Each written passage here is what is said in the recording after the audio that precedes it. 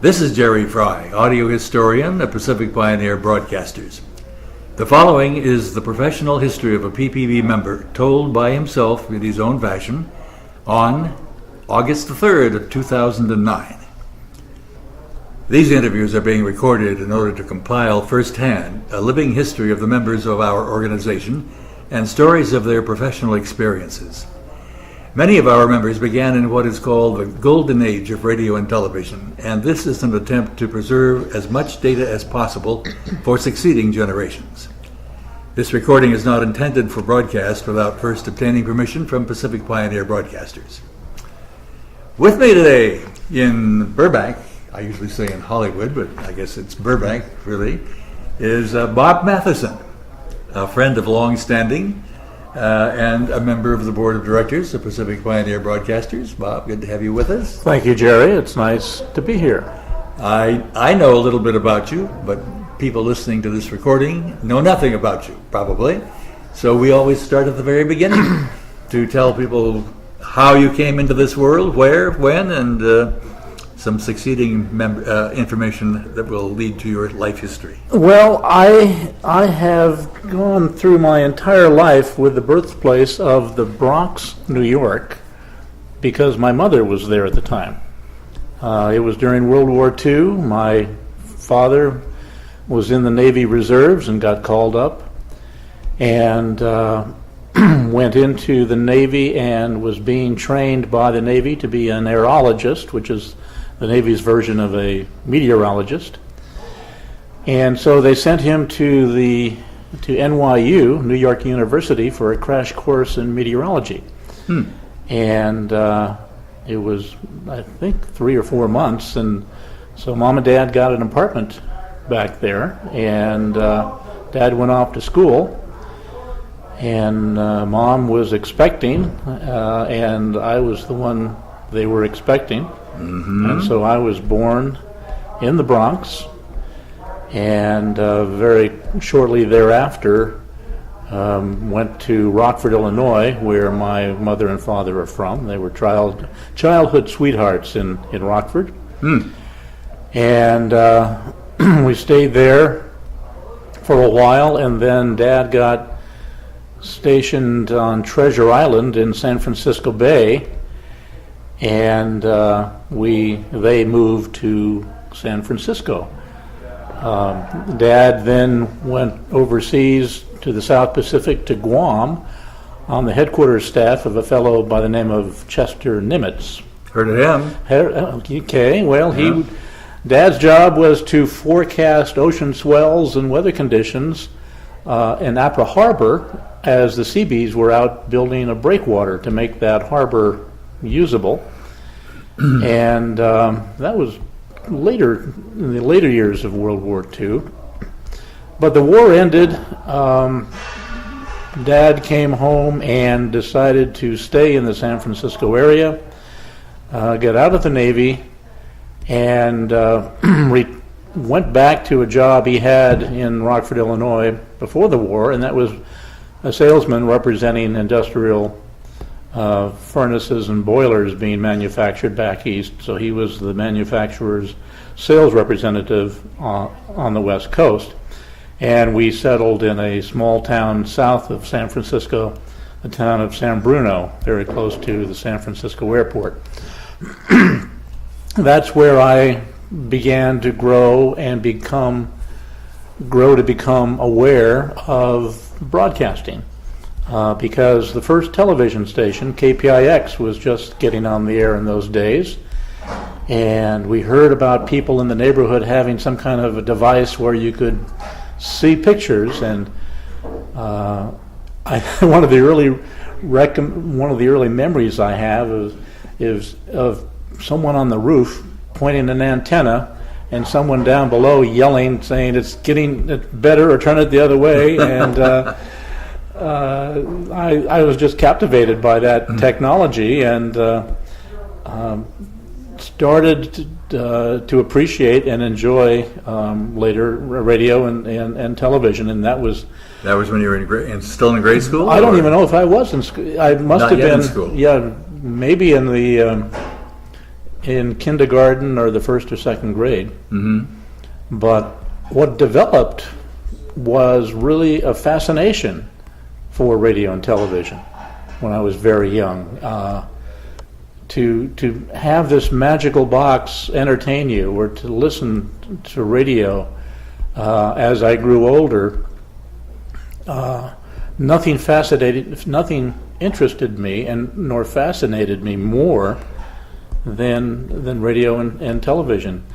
And in the San Francisco Bay Area, it was a great place for a kid because there were kids' programs on the air, and those were the ones I gravitated to, and so did the other kids in the neighborhood. What were some of those programs? Well, the one in particular was a fellow by the name of Red Blanchard doing a live studio program at in the Palace Hotel in San Francisco. Red did a show 6 days a week from 9:30 to 10 in the evening. The best way to describe it would be to say he was a forerunner of a Dr. Demento-like format. Played novelty songs, did live skits, and made fun of the weather. He had sound effects, all sorts of things. He had a bully machine, and he'd turn the bully machine on and say bully, and it was an echo device, and it would go bully, bully, bully, bully, bully. So he became the bully man, and Life magazine did a feature on him, and he's still alive, and actually we have since become friends, and he's I think 92 years old this next year. Wow. But I was a fan of the Red Blanchard show, and so were the other kids in the neighborhood. And Jim and Bill McPherson, friends of mine, neighbors. Bill was a year older and Jim was a year younger, and their mom and dad took all of us kids in the neighborhood and drove us up to San Francisco to be in the audience of the show. Oh, wow. And what a thrill. Very much so. And so that really was my my broadcast magnet. I loved that show. And then as television developed and I became old enough to start watching television, then the TV shows came into play. Yeah. I remember very early on watching Westerns. Gabby Hayes was shooting oats out of a cannon or something and showing some Westerns in the afternoon. And I would watch these Westerns and I would feel so bad that these actors were being killed. They were being shot, and I had no sense of what acting was. I just figured I was watching the Old West. No blood, though, in those days. And I thought, well, they must pick really old actors to play to be the ones that are going to get killed. Sure, that's logical. because they were killed. Yeah. But I just loved it. By then we were living in the next town down Millbrae, a little closer to San Jose, getting out of the fog a bit.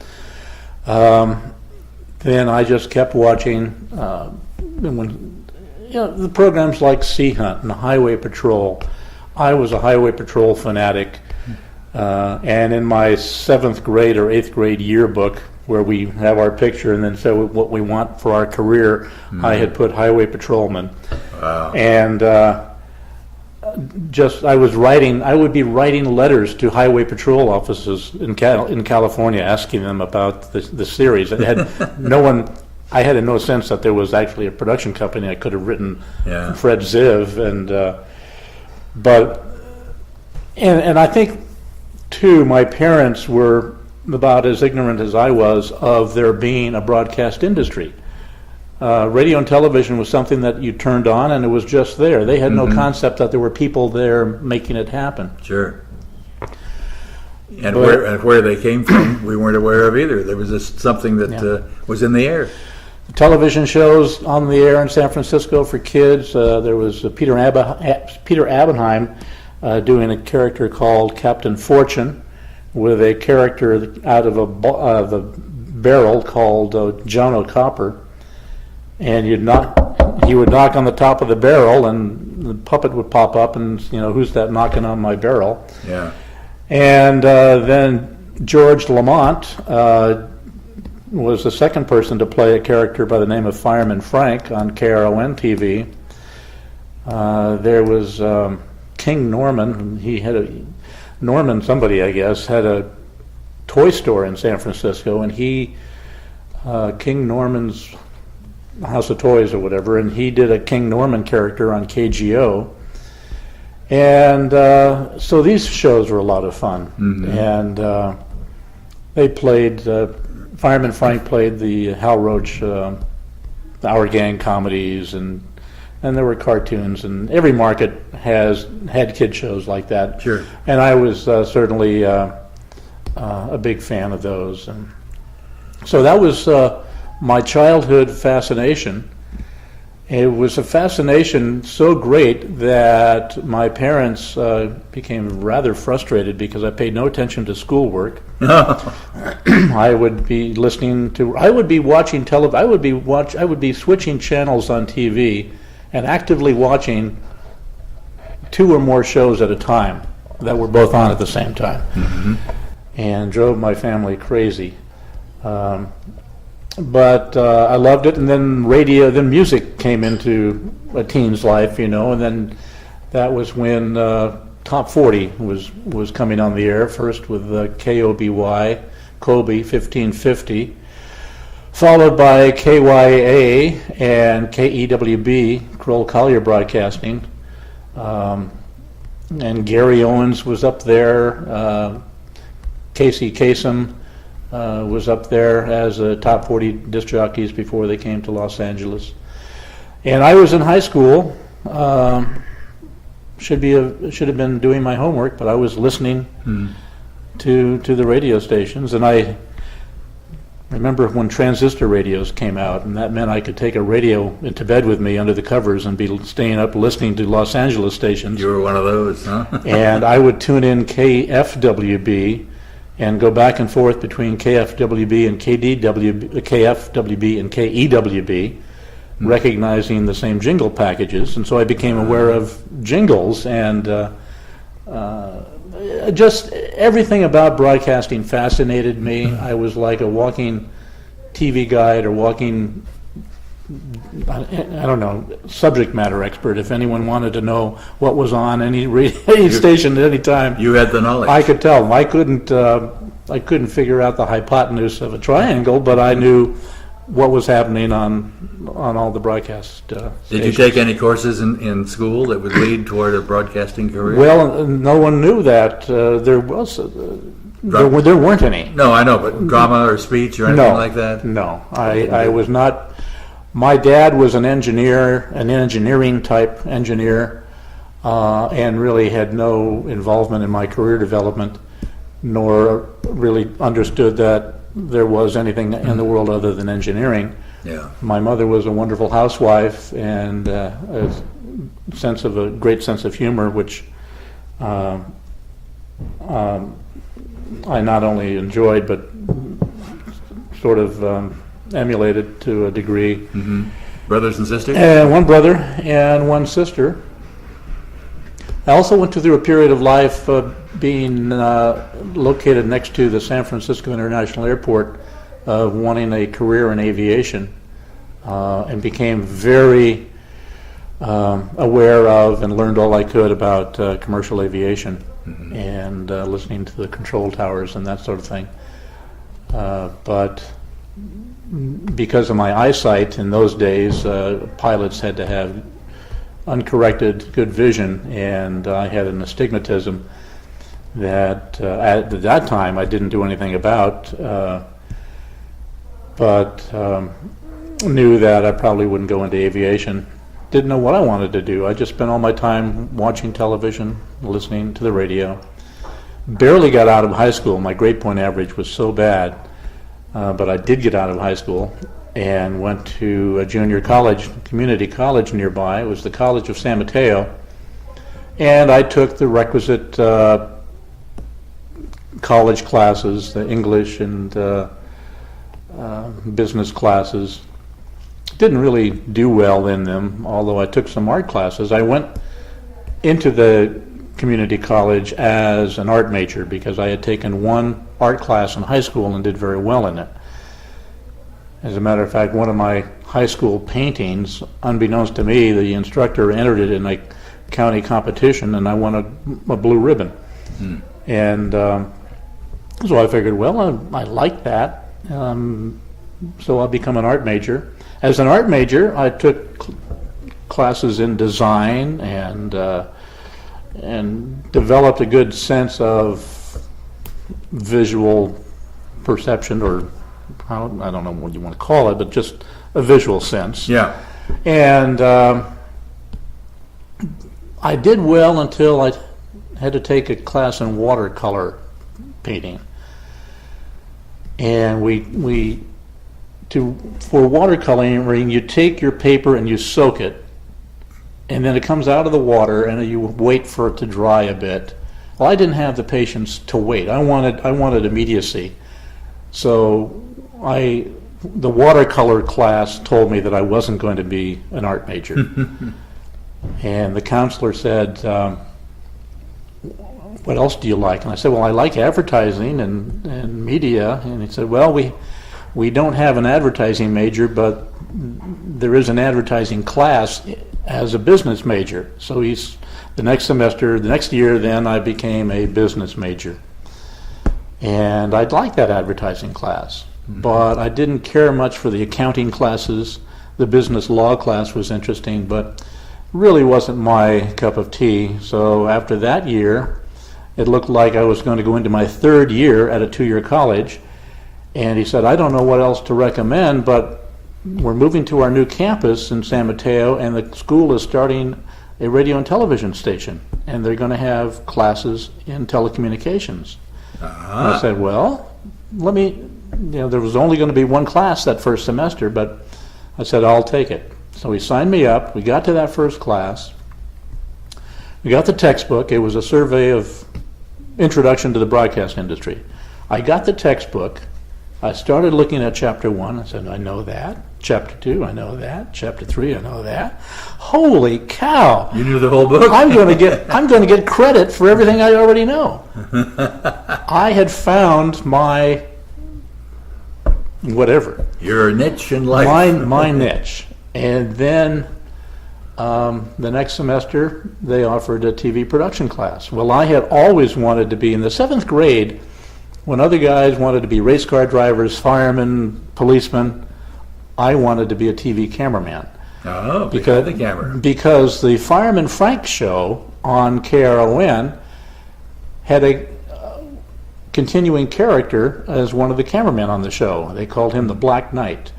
And this was when cameras had turret lenses and would dolly in and out, and the Fireman Frank character would play with the cameraman, and on the air they would dolly in and truck right and circle around, and I suddenly had an awareness that, hey, there's somebody behind that camera making that camera do all those things. Yeah. I want to do that. So I wanted to be a TV cameraman.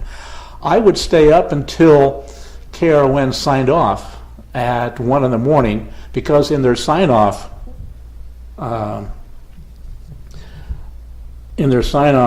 had a film montage.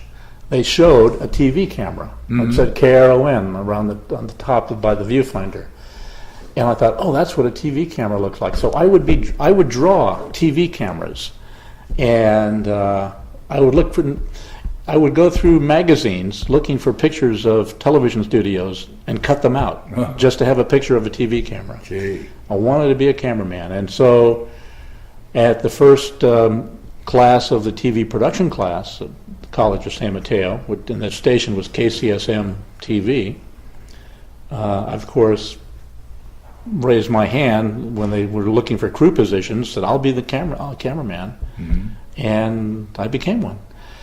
We, the production class that semester started in September, and actually the production class started before the TV station went on the air.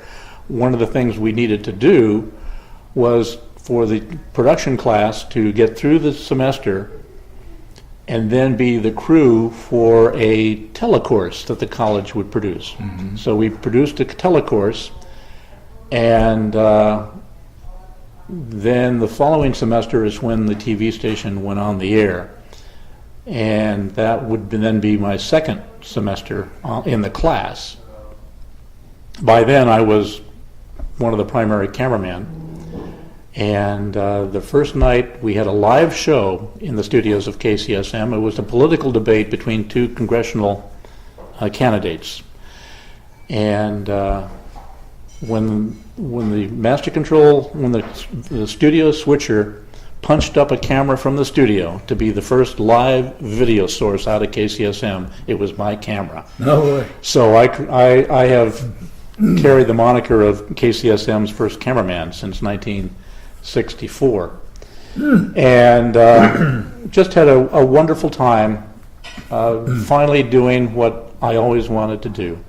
Now, your interest in art perhaps had a carryover in your ability to Absolutely. frame pictures correctly for the television camera? Absolutely. And appreciation for lighting and all of that. So that has happened throughout my career, is some of the various things I've done at the time may not have seemed related, but became building blocks for the success I had later. And I wonder if your father, being an engineer, had anything to do with your interest in the behind the camera rather than being in front of the camera. I think so, yeah. I was raised with a great appreciation for mathematics and for precision and that sort of thing. Mm-hmm.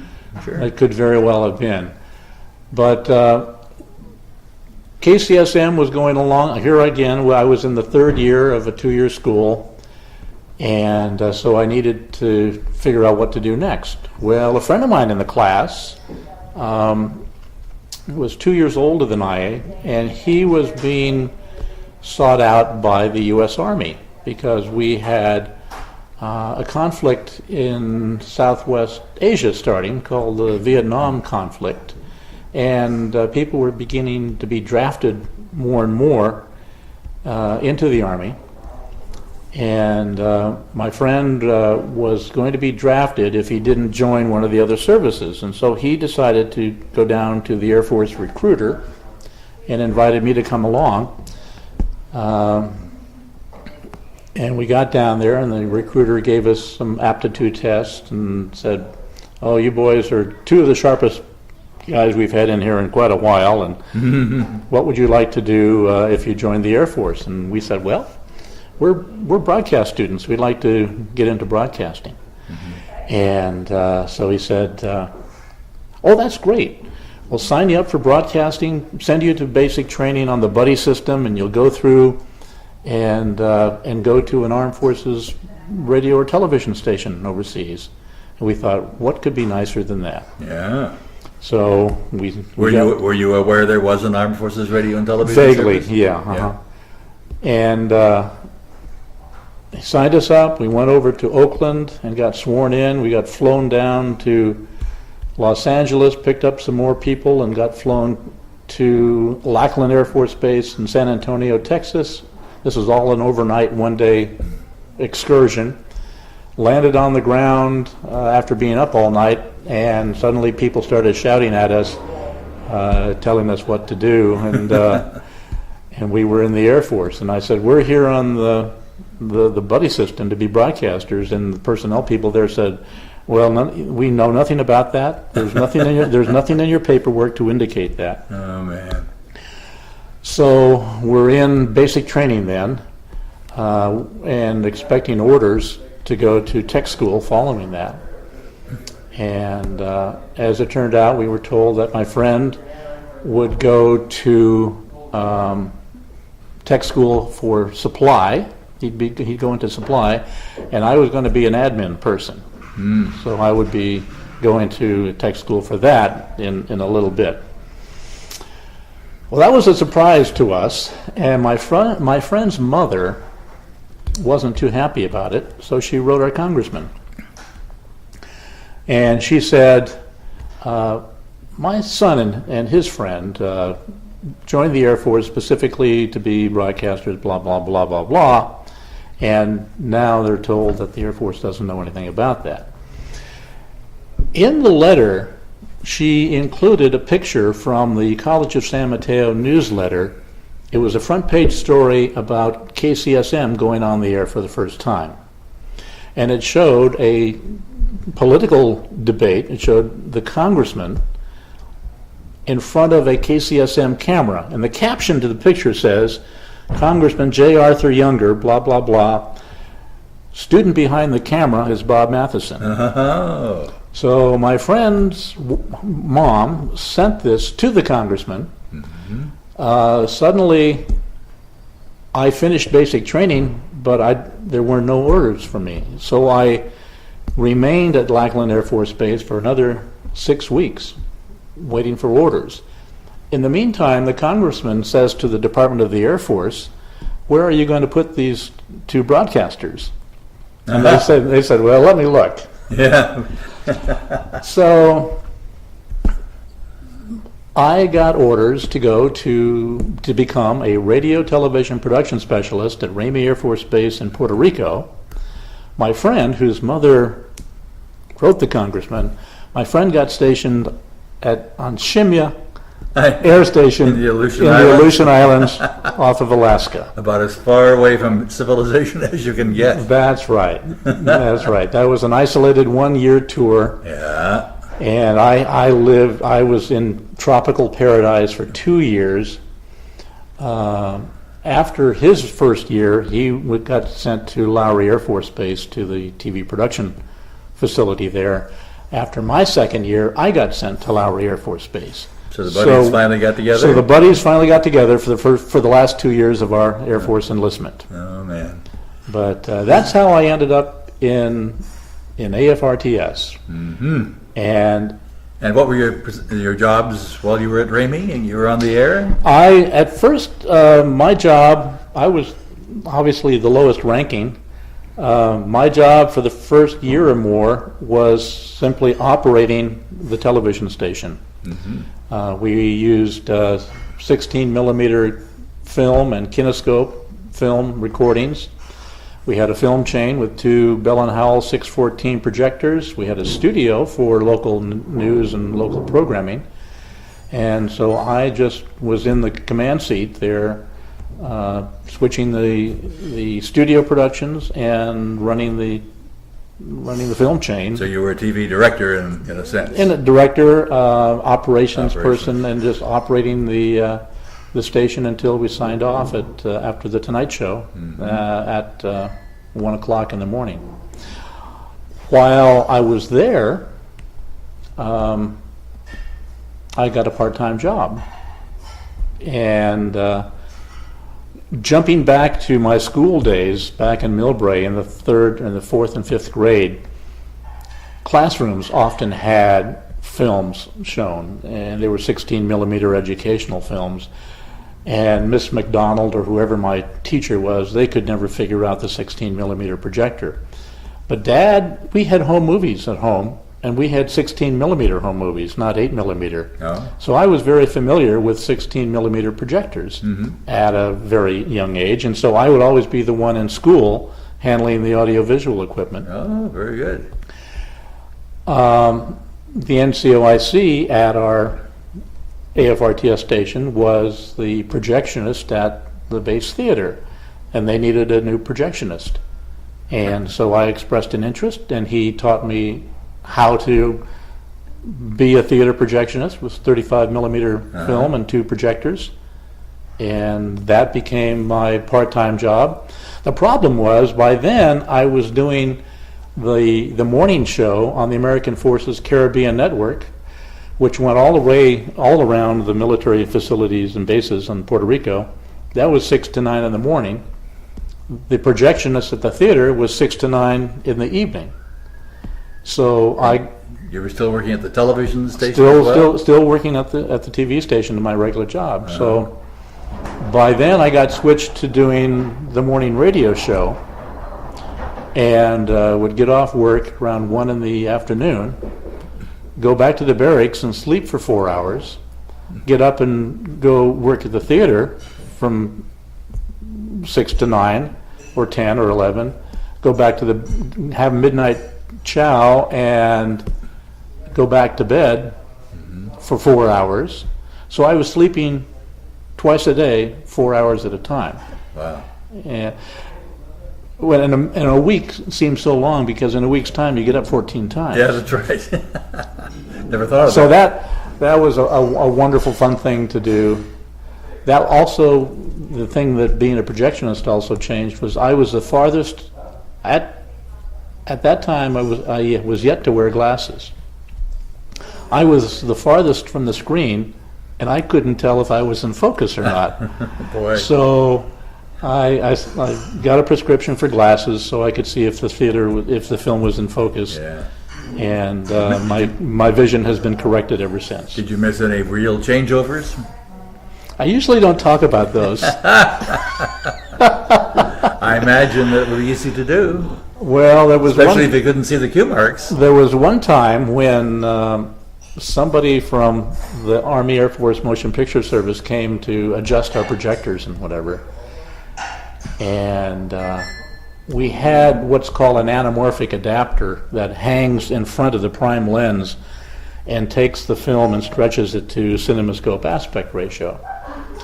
Well, he had made an adjustment that I didn't know about. I hung the adapter on, and when I made the changeover from the first projector that was showing the national anthem, cartoons, and trailers, I changed over to the movie, and the CinemaScope movie projected on the side of the wall instead of on the straight ahead to the screen. Oh, wow.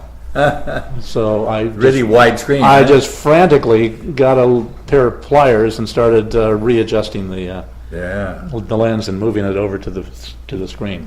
Oh, great. There was one time when I missed a changeover, and actually it wasn't so much a missed changeover.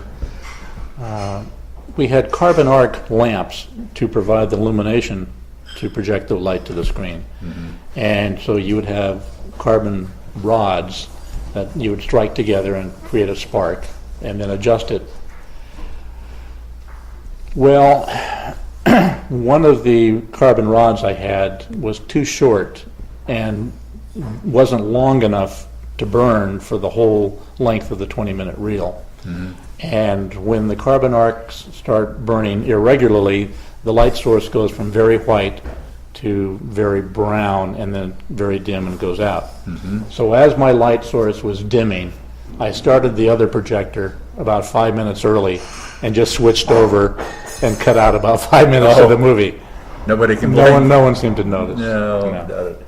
I should mention for those who are listening and wondering what all the background noise is, we're recording this in the back room of a restaurant, and there's a staff setting up, I guess, in the next room, so extraneous noises are creeping in here. I got out of the Air Force and went back to school and went to San Francisco State University as a junior to complete my degree. I had graduated from San Francisco State in 1970 with a bachelor's degree in broadcast communication arts. But San Francisco State was yet another level of growing for me, growing mentally more than technically, because the curriculum in those days, while they called it broadcast communications, was really communications and communications theory. And I credit San Francisco State with really awakening my brain, if you will, my mind. And I credit one instructor in particular, Dr. Art Huff, who team taught with Dick Marsh a 2-semester class in communications theory. And what that did was it let me graduate more than a broadcaster. I graduated as a communicator. I understood how to communicate, and I have really since then, in a very wonderful career, can't really credit my technical or production or post-production skills with my success as much as my communication skills. Yeah, when it came time to make a presentation or argue for a budget or express technical things to a non-technical audience or whatever, I never had any problem being a people person, a communicative person who could get the point across. Mm-hmm. And I credit that back to San Francisco State. Well, when I got out of school, and with my degree, I had to look for work. And where do you look if you've never really worked anywhere other than AFRTS? And I still have a couple of rejection letters. I had a very nice resume printed up, professionally printed, and of course sent it to all the radio and television stations in Northern California and up into Southern Oregon. I still have a very nice rejection letter from a TV station in Bend, Oregon, and I feel like going up there someday and knocking on the door and showing it to them. But I just couldn't find work anywhere. And then that was in the time, that was 1970, when the FCC was mandating that cable systems that had a certain number of subscribers had to originate local programming for those subscribers at the very local community level. And there was a company down the peninsula in San Carlos that had a cable system that served Belmont, San Carlos, and Redwood City from one head end, and they were putting in a local origination studio, and they were hiring 2 people. They were hiring a producer, if you will, that managed all the programming they did, and they were hiring an operations person that would run all the equipment, run the studio, work with high school kids to teach them to be the crew, and run the technical side of things. So I applied for that job, and I got that job. And that was my first job out of school. This was where again? In San Carlos, California. Carlos. Not too far from San Bruno. No. And it was a wonderful job, long hours. I was paid minimum wage, which was $2 an hour. And because I was working 55, 60, 65 hours a week, they felt that I was costing them too much money, so they promoted me to a salaried position. And then I was paid $500 a month. And I thought, wow, I'm salaried now. Yeah, you're moving up the ladder. And of course, $500 a month, $500 in 1970 paid for my apartment in San Carlos, which was $135 a month. I had a car, and so I paid the gas and insurance. So I was okay, and I had money left over for beer and pizza. Yeah. So I was happy. We had a salesman in a company called Telemation providing our studio facilities and film chain. Same projector on the film chain, by the way, that we had in AFRTS. I learned a lot about equipment and hooking up things because we would take some of this equipment out of the studio and cover high school sports and city council meetings. And so I'd be the one connecting all the equipment. So, I learned that gee, I just learned the technical side of it. What was nice was that the equipment that we had at the cable origination level was the same equipment being installed in corporations that were getting into what became industrial television or corporate television. And we also had a group, an industry group called ITVA, International Television Association, and the members in that were people who were working in cable TV and industrial TV, and so I joined that and started networking, meeting people that worked in the video departments at other companies. And one of those was Wells Fargo Bank. And They had an opening, and I got hired there. And it was the same telemation equipment, so it was a very comfortable move. But they used video and management training. And one of the things about crewing a production is that you end up learning what the production's about. And as I was doing management training, I was learning management and being trained subliminally just by the virtue that was the show was about. Absorbing the knowledge. Then another company knew of me and asked me to join because they had the same kind of production equipment, but they were a small production company, 2 other guys, and they were going to do video productions for companies that didn't want the expense of having their own in-house company. They got a contract with a new startup company in Santa Clara to do a series of video training tapes for them. This was a manufacturing company, and so their manufacturing line had about 20 steps of production, and they wanted a how-to tape, so when they hired somebody into any of these jobs, to show the videotape, and that teaches them how to do that job. And again, for me, it was learning that production process. Well, the other partners in the company, they would work with the subject matter expert at the company and develop the script. They would write the script. They'd give me the script to go out on location and shoot the video for it. I'd then come back and do the post-production. They would cut the audio. I would take their audio, my video, and make the finished production. Did that so well that the company, after the contract was over, rather than renew it, the company decided to start their own in-house video department because it was done so well. That company, you may not recognize their name, it's called Intel. And I videotaped the manufacturing step of each step in making an integrated circuit. It was funny because the last show I did in the series was stamping the Intel logo and the catalog number on the chip and packaging it.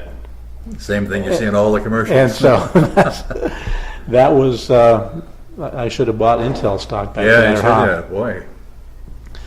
Well, from there I went to the phone company. The phone company had a larger corporate television studio in San Francisco. They hired me, and I was able to do more there. We had a larger operation, a number of people producing training programs, and I was able to become sort of the operations manager, ensuring that all the facilities were working, but also had my own folder of productions and that I was executive producer for, and I would farm them out to producers that would come in and do that.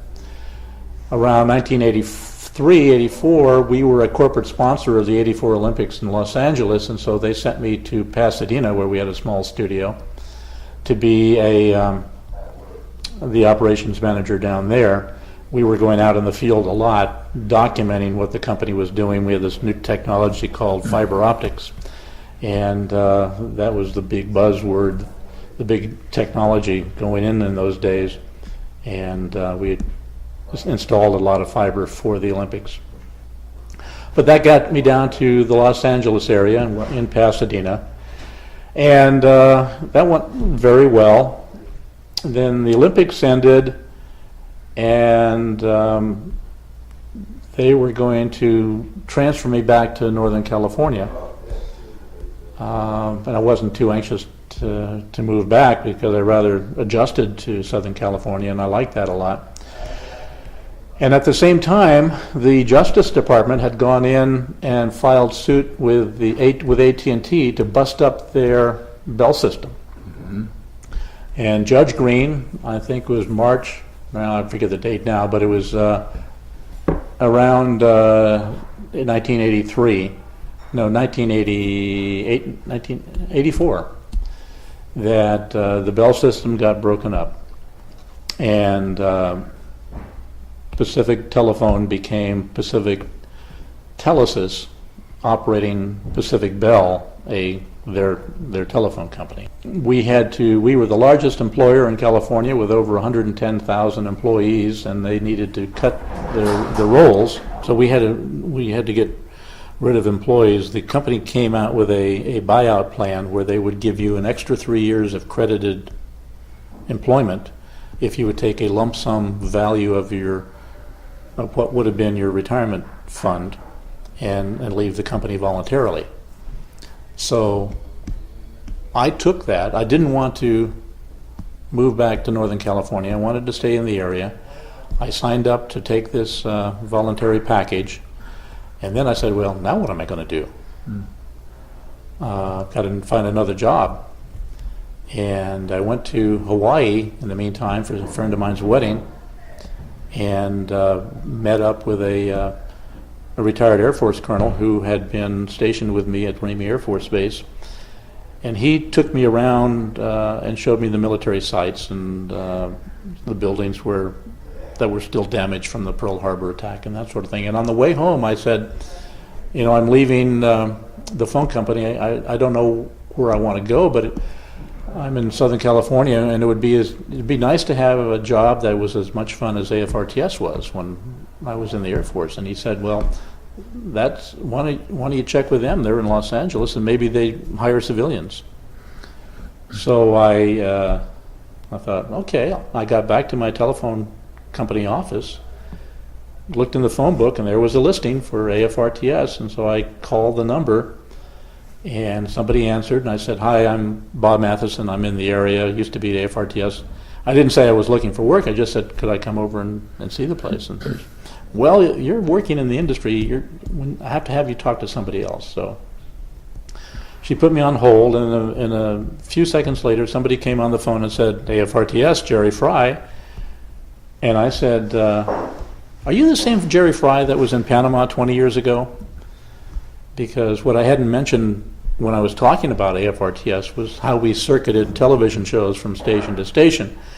And Puerto Rico came after Panama. And if we didn't get our shipment in time, I would be the one to call Panama and try to find out where it was or get it expedited and that sort of thing. And when I made those calls, the person I talked to in Panama was named Jerry Fry. And nice fellow, but after I left the Air Force, I wasn't in contact with him and didn't really, sort of just forgot the name, but it was a distinctive, it was a kind of name where every time I met somebody named Fry, I would say, oh, are you related to Jerry Fry? But here we are, and I'm on the phone saying, were you Jerry Fry in Panama? And yes, and that Jerry Fry invited me down for a nice tour of the facility. So one thing led to another, and I said, thank you so much for the tour. By the way, do you ever look to hire people like me that have an AFRTS background, but also corporate management experience in public affairs and operations and production and post-production experience in video? And Jerry said, well, yeah, we would like to find people like you, but we can never find them. And then I was invited to apply for a vacancy they had as chief of the television division. And I did. And actually, I went back to the phone company, and I spent the last week or so in my office working on the application form, getting it as concise, filling up all the blank space with as much as I could tell right about myself. Sent that in. They accepted the application, and it was actually 6 months later, I think, before I got an offer. But I did get the offer. I accepted it. I became the chief of the television division of the programming center in Hollywood. After a few years, we moved to a new broadcast center in Sun Valley, and then on to March Air Force Base in Riverside. And when Jerry Fry retired, I applied for that job and became director of programming.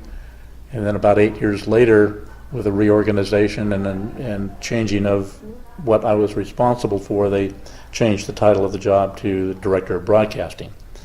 So I was the Director of Broadcasting for the AFRTS Broadcast Center, which is now the AFN Broadcast Center. But I can look back on 42 years or so of a wonderful career. If I had to do it all over again, knowing what I knew then, I would do it the same way. If I knew what I know now, I would have bought Winnebago stock and or Intel. Yeah. But what a great! There was never a day that I didn't look forward to going to work. Well, I remember that day very well in 1984, right? When you came down, and I was waiting to find some golden boy walk in the front door because the man that I had in as chief of television at that time simply wasn't cutting the mustard, and I had to get rid of him because I couldn't put up with the shenanigans any longer. And where would I find somebody with the required background and interest in AFRTS that I knew existed out there? And you came along and filled that bill exactly. And even more coincidentally, if you recall, one of your persons that I needed to call to check on your background was Paul McMullen, Vice President of Bechtel, who was a fraternity brother of mine at Whitman College in Walla Walla, and a very good friend. Paul was 3 people up in my food chain. I had Bob Lawrence, the district manager. I had Jerry Ezrin, division manager, and then Jerry worked for Paul McMullen. That's right. So I called old buddy Paul, old Frauder Paul, and he said, "Hire him." And so I did. Yeah. So it worked out beautifully for all of us. I wish we had more time to talk about AFRTS, but they're dying to set up this darn room here, and we're going to have to leave. Besides, my CD won't hold much more of this interview. Well, AFRTS is a session in its own. You know, there's just between the two of us, we have seen that organization evolve, be used and sometimes misused, and still come out alive. Maybe we should do an audio history of AFRTS. How would that be? Yeah, look at all the AFRTSers we have in the organization. Yeah, it'd be dating back to World War II. Yeah. That would be very interesting. Yeah. Gosh, I'm glad you thought of that. I did? Well, we've been talking with Bob Matheson, as you know by now. Not too long ago retired as the Director of Broadcasting from the American Forces Radio and Television Service. That was before they changed their name to AFN. Right, yeah. And a member of the Board of Directors currently of the Pacific Pioneer Broadcasters. And I appreciate very much you taking the time, Bob, to put your biography on record and to share this with whomever else wants to hear it in future years. 100 years from now, they may be listening to your voice. Who knows? Well, you never know, but you know, it just shows that if you've got the interest and you've got the drive, you can do what you want. I mean, it just, the opportunities are there every day. Sometimes they're disguised as challenges, but it's so much. Life is so much nicer when you don't have to work. When work is what you want to do. Yes, and a little luck helps too along the way. In making contacts. This is Jerry Fry, audio historian of the Pacific Pioneer Broadcasters, thanking you for listening.